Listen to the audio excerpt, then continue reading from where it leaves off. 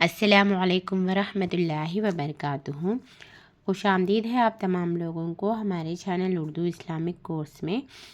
آج ہم لوگ صرف 5 منٹ کا مدرسہ قرآن و حدیث کی روشنی میں نمبر 4 سے سیکھیں گے۔ چلتے ہیں سبق کے جانب۔ اعوذ باللہ من الشیطان الرجیم، بسم اللہ الرحمن الرحیم۔ نمبر 4، قرآن اور حضور صلی اللہ علیہ وسلم سے ایک دعا، قیامت کی رسوائی سے بچنے کی دعا۔ قیامت کی رسوائی سے بچنے کے لیے یہ دعا پڑھنا چاہیے۔ ربنا وآتنا ما وعدتنا على رسولك ولا تخزنا يوم القيامة إنك لا تخلف الميعاد۔ اے پروردگار، اے ہمارے پروردگار، آپ نے جو اپنے رسولوں کی زبانی ہم سے وعدہ کیا ہے وہ ہمیں عطا فرمائیے، اور قیامت کے دن ہمیں رسوا نہ کیجیے، بے شک آپ جو وعدہ کرتے ہیں پورا کرتے ہیں۔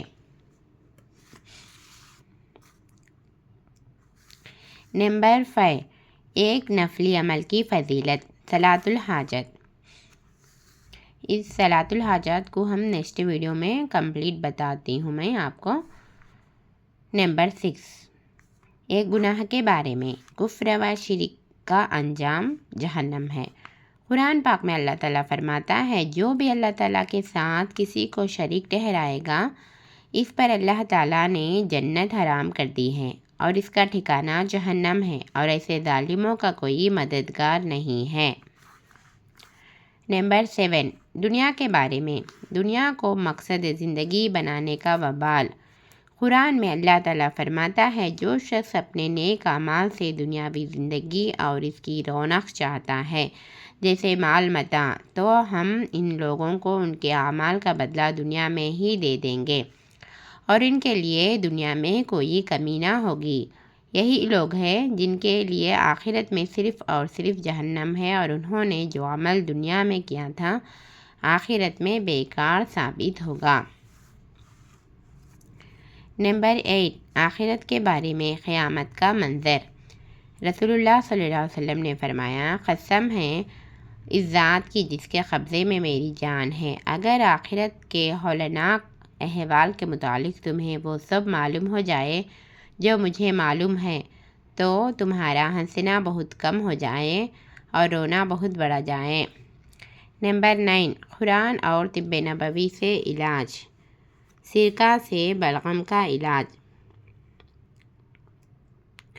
رسول اللہ صلی اللہ علیہ وسلم نے فرمایا، سرکہ کیا ہی عمدہ سالن ہے، اے اللہ سرکہ میں برکت عطا کر، اس لیے کہ مجھ سے پہلے تمام انبیاء کا سالن تھا، اور جس گھر میں سرکہ ہو وہ گھر سالن سے خالی نہیں ہے۔ فائدہ، علامہ ابن قیم رحمۃ اللہ علیہ نے فرماتے ہیں، یہ مہلک دواؤں کے اثرات کو ختم کرتا ہے، ہاضمہ کے لیے مددگار ہے، بلغم کا دشمن ہے۔ طب نبوی۔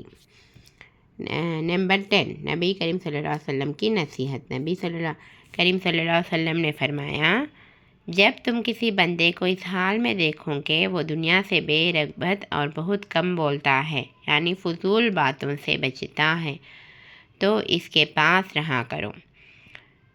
جو شخص فضول باتوں سے بچتا ہے اس کے پاس رہا کرو، کیونکہ ایسے شخص پر اللہ تعالیٰ کی طرف سے اس کے دل میں اچھی اچھی باتیں ڈال دی جاتی ہیں۔